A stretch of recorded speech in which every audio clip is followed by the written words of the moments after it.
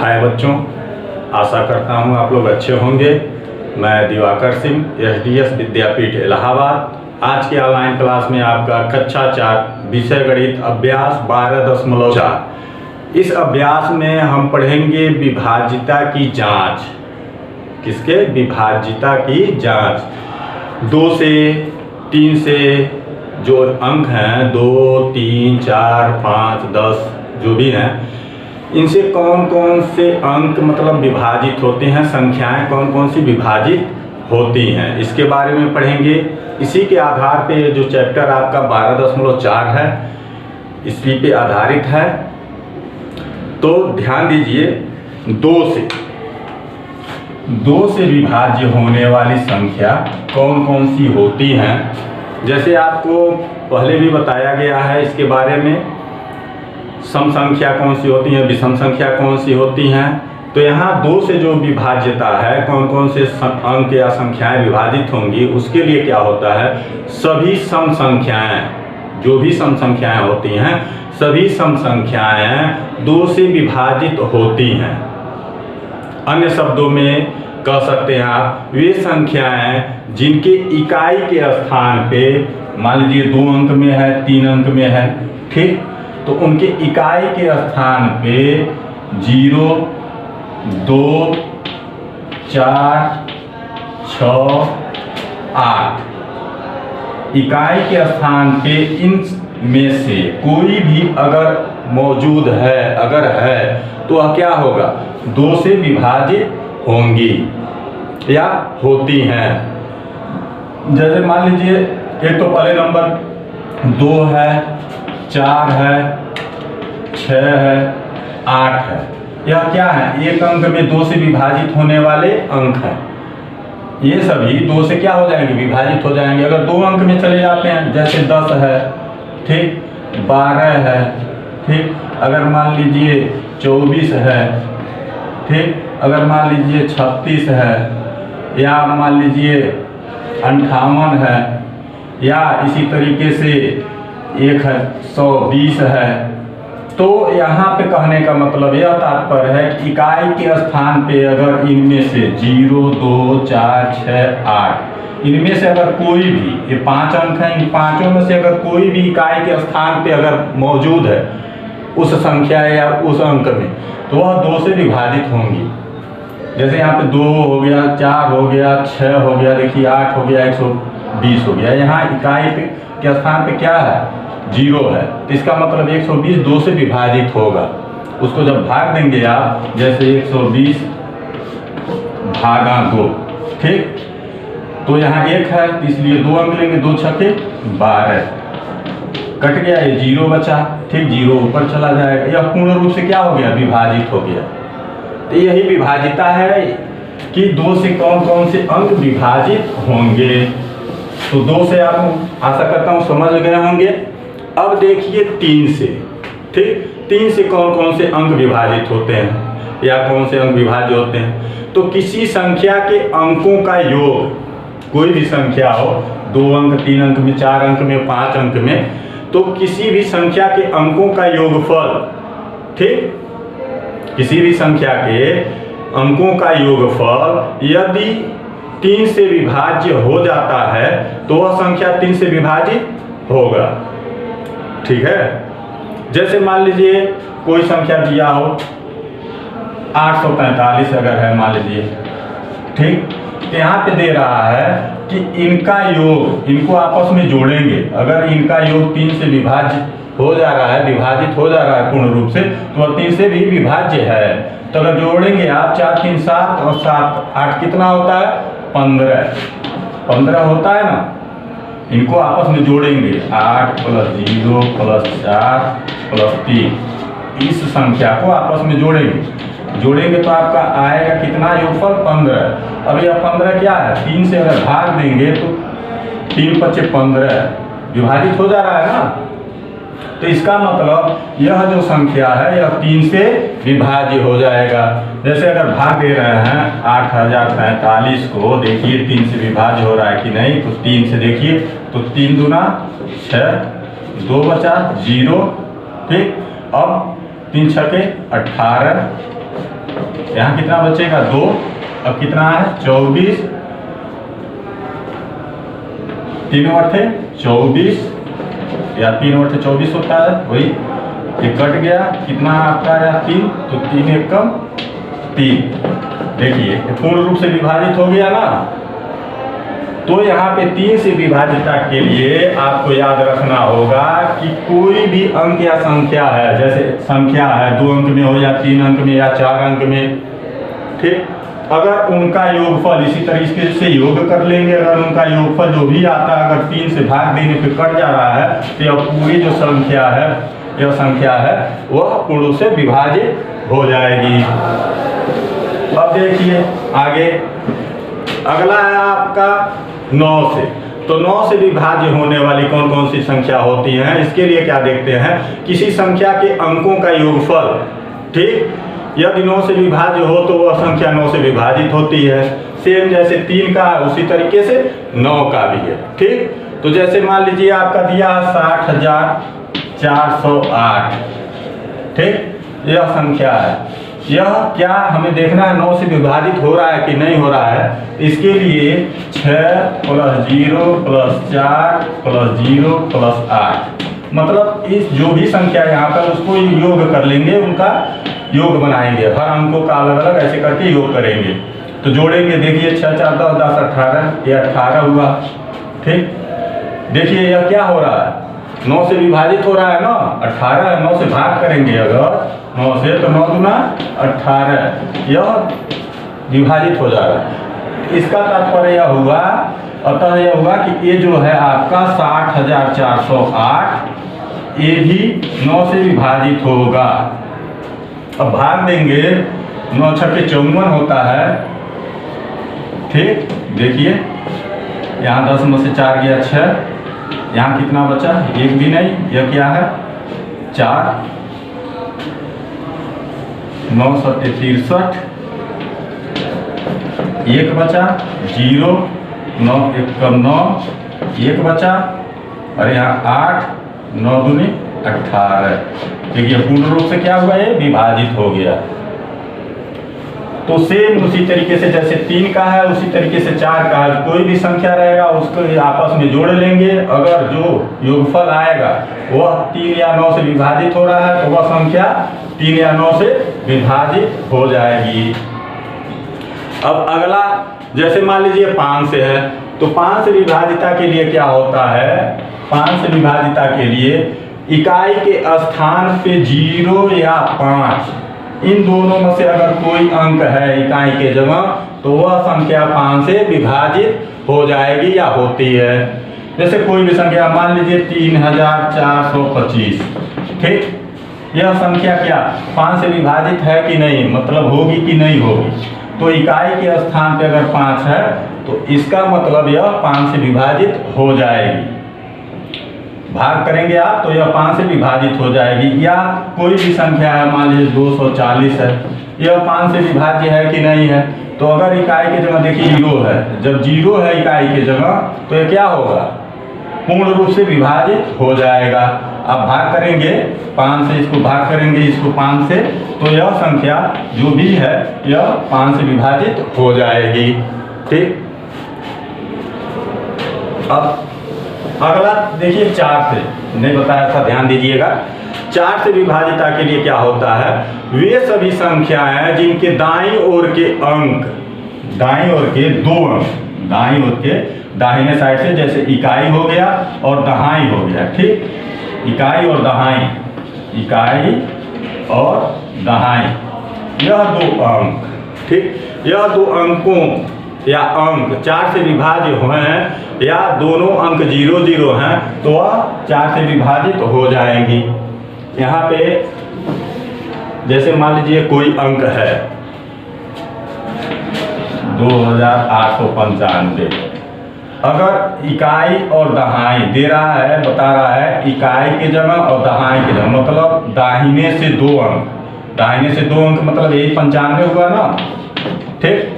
यह 95 अगर 4 से विभाजित है, अगर विभाजित हो जा रहा है तो यह पूरी संख्या जो है 4 से विभाज्य हो जाएगी। तो चलिए देखिए, अगर ये 4 से हो रहा है, 4 दूनी 8, 1 बचा 5, 4 3 12, ठीक, 3 बचा। ये पूर्ण रूप देखिए यहाँ क्या हो रहा है, ये विभाजित नहीं हो रहा है, हुआ नहीं हो रहा ना, यहाँ 3 बच गया, ये 4 है, तो इसका मतलब यह संख्या जो है आपका 2895 यह पूर्ण रूप से विभाजित नहीं होगा। ठीक, इसके लिए जैसे मान लीजिए अगर कोई अंक है 2882, मान लीजिए 2882, ठीक, अब इसकी जगह क्या है 82 है, 2 अंक दाहिने की तरफ से 2 अंक, इकाई और दहाई 2 अंक से 82। अब 82 को 4 से भाग देंगे अगर तो 4 दूनी 8, ठीक, कट गया 2 बचा। ये भी क्या होगा पूर्ण रूप से विभाजित नहीं होगा, इसलिए कि यह 4 से कटा नहीं, ठीक है। अब अगर उसी को 2832 ले लीजिए, देखिए यह 4 से विभाजित होगा कि नहीं होगा, तो इसकी इकाई की जगह कितना है 32 है, 2 अंक है ना, इकाई दाहिने की जगह क्या है 32 है दाहिने की तरफ से, यह 32 देखिए 4 से विभाजित हो रहा है, तो 4 बटे 32 पूर्ण रूप से विभाजित हो जा रहा है। इसका मतलब यहाँ पे अब यह 2832 जो है 4 से पूर्ण रूप से विभाजित हो जाएगा। देखिए भाग करके 4 से भाग करेंगे आप तो 4 सत्ते 28, ठीक, एक कट गया, आपका कितना आ गया यह 3, ठीक। अब यहाँ 2 अंक, ये बीच में आपका 0 जाएगा, 2 अंक उतारे हैं, अब यहाँ पे हो जाएगा आपका 4 बटे 32, ठीक, ये आपका कट गया, पूर्ण रूप से विभाजित हो गया कि नहीं हो गया। अब यहाँ पे देखिए यह 4 से पूर्ण रूप से विभाजित हो जा रहा है, तो इस तरह से हम 4 के विभाजिता की जांच करते हैं या पता करते हैं। अब अगला आपके किताब में दिया है 6 से विभाजिता के लिए हम कैसे पता करेंगे या जानेंगे। तो यदि कोई संख्या 2 3 से पूरी तरह से विभाजित होती है तो वह संख्या भी 6 से विभाजित होगी या विभाज्य होगी। कोई भी संख्या रहे, मान लीजिए अगर वह 2 से या 3 से, इन दोनों में से किसी से अगर वह पूर्ण रूप से विभाजित होती है या दोनों से विभाजित होगी तो वह संख्या भी 6 से विभाज्य होगी। जैसे मान लीजिए 56,286, ठीक। अब यह संख्या क्या 6 से विभाज्य है कि नहीं, विभाजित होगा कि नहीं, इसके लिए आप क्या करेंगे, देखेंगे इकाई की जगह अगर जैसे पहले देखेंगे 2 से यह विभाजित हो रहा है कि नहीं, तो 2 से यह विभाजित हो रहा है, इसलिए इसकी इकाई के स्थान पे 6 है। जैसे हमने बताया है 2 की विभाजिता के लिए क्या देखते हैं कि इकाई के स्थान पे 0 2 4 6 8, अगर इनमें से कोई है इकाई की जगह तो वह 2 से विभाजित होगा, तो यहाँ पे 6 है, इसका मतलब हो रहा है। अब 3 से विभाजिता के लिए क्या होता है, जो भी संख्या है इनको अंकों को आपस में हम जोड़ते हैं, जैसे 5 6 2 8 और 6 को आपस में जोड़ेंगे, ठीक। आपस में जब जोड़ेंगे आप तो जोड़िए, देखिए 5 और 6 कितना होगा 11, 11 और 2 कितना हो गया जाएगा 13, 13 8 21, 21 6 27 हो गया।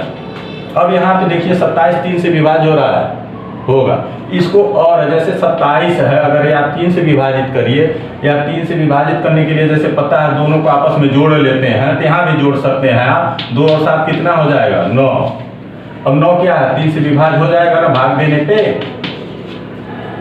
तो जब यह 56,286 2 से भी विभाज्य हो रहा है और 3 से भी विभाजित हो रहा है, तो इसका मतलब यह 6 से भी हो जाएगा। देखिए 6 से हो रहा है कि नहीं, 6 से अगर भाग करेंगे आप 6 9 54 होता है, ठीक। यहाँ 2 बचेगा, यहाँ 2 6 3 18, 4 बचेगा, यहाँ 8 6 8 48 कट गया, 6 बचेगा, 6 1 6। क्या हुआ यह पूर्ण रूप से विभाजित हो गया कि नहीं 6 से। तो इस तरह से 6 से विभाज्यता की जांच करने के लिए हमें कोई भी संख्या रहेगा तो उसके इकाई का स्थान वो भी जो भी संख्या है वह अगर 2 से और 3 से दोनों से विभाजित हो रहा है तो क्या होगा, पूर्ण रूप से विभाजित होगा। किससे? 6 से। इस अभ्यास में आपका सिर्फ इतना ही दिया है। इसी पे अगला ये आपका अभ्यास 12.4 है। एक चीज और इसमें आगे दिया हुआ है, अभाज्य संख्याएं। अब अभाज्य संख्याएं क्या होती हैं?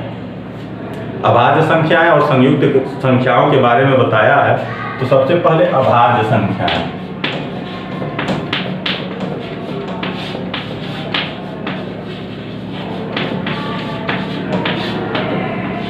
अभाज्य संख्याएं कौन सी होती हैं या किसे कहते हैं?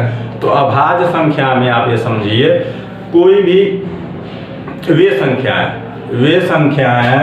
जो एक से अथवा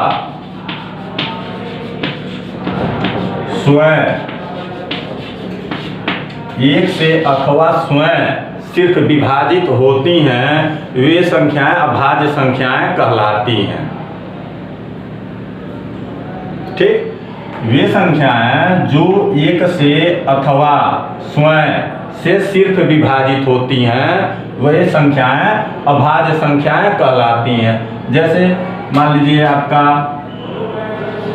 2 हो गया, ठीक, 3, उसके बाद कितना होगा आपका 7, फिर 11, फिर 13। इस तरह की जो संख्याएं होती हैं वह क्या होती हैं? यह केवल स्वयं, देखिए 3 किसी संख्या से विभाजित होगा? नहीं होगा। 7 वो भी नहीं होता है, 11 वो भी नहीं होता है, 13 वो भी आएंगे आपका तो 17।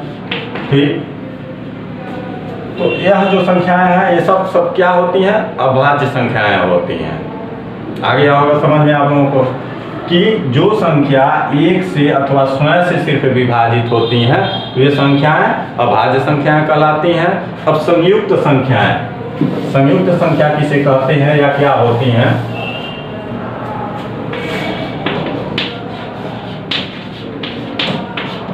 संयुक्त संख्याएं। अब संयुक्त संख्या वे संख्याएं होती हैं अन्य किसी भी संख्या से पूर्ण रूप से अगर विभाजित होती हैं तो वे संयुक्त संख्याएं कहलाती हैं या कहते हैं। संयुक्त संख्याएं में अन्य शब्दों में कह सकते हैं कि वे संख्याएं जो किसी भी संख्या से विभाजित अगर होती हैं तो वे संख्याएं क्या कहलाती हैं? संयुक्त संख्या कहलाती हैं। जैसे मान लीजिए आपका 4 है, 6 है, 8 है, ठीक, 9 है, 10 है, 12 है, 14, 15। ये इस तरह की संख्याओं को क्या कहते हैं? इनको क्या कहेंगे? संयुक्त संख्या कहते हैं या संयुक्त संख्या कहेंगे इस तरह की संख्याओं को जो अन्य किसी संख्या से पूर्ण रूप से विभाजित हो जाए या विभाजित होती है, उन्हें संयुक्त संख्या कहते हैं। अब इसी के आधार पे आपका 12.4 में कुछ सवाल दिया हुआ है, आइए उसको हल करते हैं। देखिए इस चैप्टर में जो पहला सवाल दिया है, लिख रहा है निम्नलिखित संख्याओं में से कौन कौन 2 से विभाज्य हैं। नीचे संख्या दिया हुआ 1, 2, 3, 4। पूछ रहा है कि इनमें से कौन कौन 2 से विभाज्य हैं, वो आपको लिखना है। तो 2 से विभाज्यता के लिए क्या हमने बताया था कि जिनके इकाई के स्थान पे, जिन संख्याओं के इकाई के स्थान पे अगर 0 है, 2 है, 4 है, 6 है, 8 है, इनमें से कोई भी है अगर मौजूद है तो वह संख्या 2 से विभाजित होगी, पूर्ण रूप से विभाजित होगी। तो यहाँ पे देखिए पहला ये लिख रहा है 7826। अब 26 है तो इकाई के स्थान पे 6 है, तो 6 है, इसका मतलब क्या है? ये 2 से पूर्ण रूप से विभाज्य है। तो यह आपका आंसर में पहला हो जाएगा। ठीक, अब दूसरा क्या है? 3549 इकाई के स्थान पे 9 है। अब यहाँ इकाई के स्थान पे 9 है जो यहाँ 2 से विभाजित नहीं होगा या विभाज्य नहीं है। 2 से विभाज्य होने के लिए क्या जरूरी है? इकाई के स्थान पे 0, 2, 4, 6, 8 ये नहीं है, यह नहीं नोट करेंगे। फिर अगला देखिए 25,286, यहाँ इकाई के स्थान पे 6 है, ये भी विभाज्य है 2 से। अगला 1112, इकाई के स्थान पे आपका 2 है, इसलिए भी विभाज्य है। ठीक, पहला ये आपका हल हो गया। दूसरा, तीसरा और चौथा आपका इसी तरीके से 3, 4 या 5 का दिया हुआ है, आप उसको स्वयं हल कर लीजिएगा। अब देखिए इस चैप्टर का 5वां सवाल लिख रहा है, निम्नलिखित संख्याओं में से कौन 9 से विभाज्य हैं? यह 4 संख्या दिया हुआ है, इनमें से कौन 9 से विभाज्य हैं, आपको वह लिखना है आंसर में। तो 9 से विभाज्य होने के लिए क्या आवश्यकता है या क्या होता है इसका नियम? जैसे 3 का हमने बताया था, आपका कोई भी संख्या है उसको उन अंकों को आपस में जोड़ लीजिए। अगर योगफल 3 से विभाजित हो जा रहा है या विभाज्य हो रहा है तो वह संख्या जो है पूरी वह 3 से विभाजित होगी। तो सेम उसी तरीके से 9 का भी है। 9 का भी में हम क्या करेंगे, 9 से विभाज्य के लिए जानने के लिए क्या करेंगे, जो भी संख्या है उनके अंकों को आपस में हम जोड़ लेंगे। अगर वह 9 से विभाजित हो जा रहा है या विभाज्य हो जा रहा है तो वह पूरी संख्या जो है क्या होगी, 9 से विभाजित हो जाएगी। तो यहाँ पे देखिए पहला जो है 7884, अब इनको आपस में हम जोड़ेंगे तो 7 और 8 15, और 15 और 8 23, और 23 4 कितना होगा 27, 27 होगा ना। यह जब 27 हो रहा है इसका योगफल, तो क्या हो रहा है, 9 से विभाजित हो रहा है, 9 त्रिक 27 विभाजित हो रहा है। इसका मतलब आंसर में आपका यह 7884 लिखा जाएगा, इसलिए यह पूरी संख्या 9 से क्या हो जाएगी, विभाजित हो जाएगी।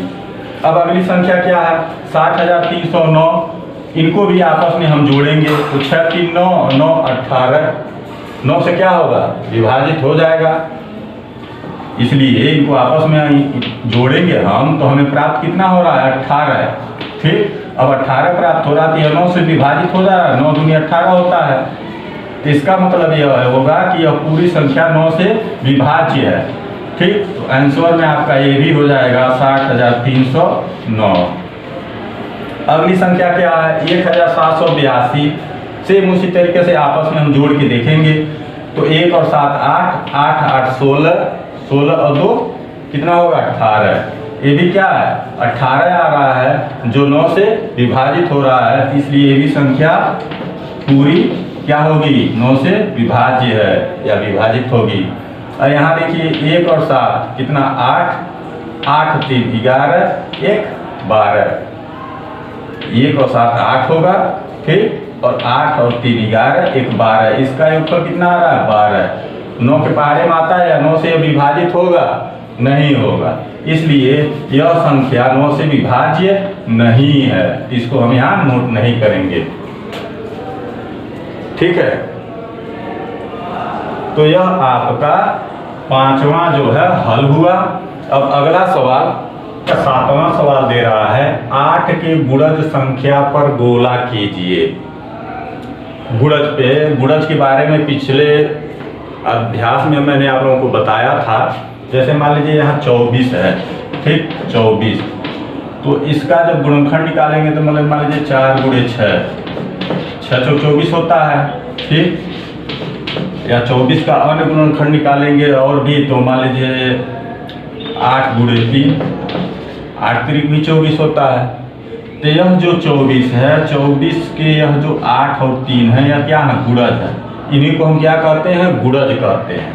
ठीक, यह जो 24 है, अब यहाँ पे 4 और 6 हमें प्राप्त हुआ है, यह क्या है, इनके गुणज हैं। ठीक, तो यहाँ पे पूछ रहा है उसी का 8 के गुणज, मतलब यह जो 40 आपका अंक दिया हुआ, 48 दिया, 49 दिया, 38 दिया, 65 दिया, 64 दिया, अब यह मतलब 8 से विभाजित हो रहे हैं कि नहीं, यह पूर्ण रूप से विभाजित है ना। यहाँ 6 गुणे 4 मतलब 6 चौक 24, 8 त्रिक 24। ठीक, तो यही मतलब इसको विभाजित करने पे सेम जैसे अभी हम बता रहे हैं आपको, इसी तरीके से जैसे 40 है। ठीक, 40 है इसके दे रहा है कि 8 के गुणज पर, अब ये 8 का गुणज है कि नहीं, तो इसका जैसे हो जाएगा, मान लीजिए 8 गुणे 5, 8 पचे क्या हो रहा है 40 हो जा रहा है ना, 8 पचे 40 होता है कि नहीं होता है, तो 8 पचे 40, अब यह 40 की यह गुणज है, ठीक। अब यहाँ 8 के गुणजों पे, गुणज की संख्या पे, गुणज संख्या पे दे रहा है, गुणज संख्या पर गोला बनाइए, तो इसका मतलब यह हुआ, इसका अर्थ यह हुआ कि 8 से यह संख्या पूर्ण रूप से कौन कौन सी इसमें से विभाजित हो रही है, ठीक। यहाँ पे यही है, तो अब ये 40 है जो आपका आंसर जो होगा, तो ये 40 भी 8 पचे 40 होता है, 40 हो जाएगा, 48 भी, ठीक। सेम उसी तरीके से कर सकते हैं, जैसे अगर है कि 8 के पहाड़े में कौन कौन सी संख्या आती है, 8 के पहाड़े में अगर आ रहा है तो गुणज में आएगा, तो 8 छके 48 हो गया, ये 49 नहीं आएगा, 38 नहीं आएगा, 65 नहीं आएगा, 64 आएगा, 8 अठाएं 64 होता है। अगर 64 को पूर्ण रूप से भाग करेंगे तो देखिए 8 अठाएं 64 विभाजित हो जा रहा है, 38 होगा नहीं होगा, 65 नहीं होगा, यही आपका इसमें आंसर हो जाएगा, कौन कौन सा 40, 48 और 64, ठीक। यहाँ पे दोबारा मैं आप लोगों को बताता हूँ, यहाँ देखिए दे रहा है 8 की गुणज संख्या पर गोला कीजिए, क्या लिखिए, गोला बनाना है, मान लीजिए ऐसे गोला बना दीजिए, 48 हो गया, ये हो गया, 64 हो गया। आंसर में भी इस तरह से अलग से लिख सकते हैं आप, और गोला भी बना सकते हैं। तो यहाँ 8 की गुणज संख्या पर गोला कीजिए, मतलब 8 से पूर्ण रूप से विभाजित होने वाली, तो 8 से 40 भी है, 48 भी विभाजित होगा और 64 भी विभाजित होगा। अब इस चैप्टर का अगला सवाल, का 8वां सवाल देखिए, लिखा रहा है कि निम्नलिखित प्रत्येक संख्याओं के 3 गुणज लिखिए। जो पिछला आपका 7वां था, सेम उसी तरह का से ये भी सवाल है। इसमें दे रहा ए का 7 का 3 गुणज, 1 2 3, इसके 3 गुणज लिखने हैं, ठीक है। तो सेम जैसे अभी हमने पीछे बताया था, आपका 8 का दिया था, तो उसमें मतलब यहाँ देखिए 7 का, तो सेम 8 का 8 के पहाड़े में 40 आया कि नहीं आया, एक तरह से उसके द्वारा विभाजित हो रहा है कि नहीं हो रहा है। तो यहाँ भी 7 के जो 3 हमें यहाँ लिखना है, तो 7 के 3 गुणज, मतलब आगे वाले इसके गुणज कितने कितने हैं, तो 7 का गुणज, 7 के पहाड़े में 7 गुना कितना होता है 14, कितना होगा 21,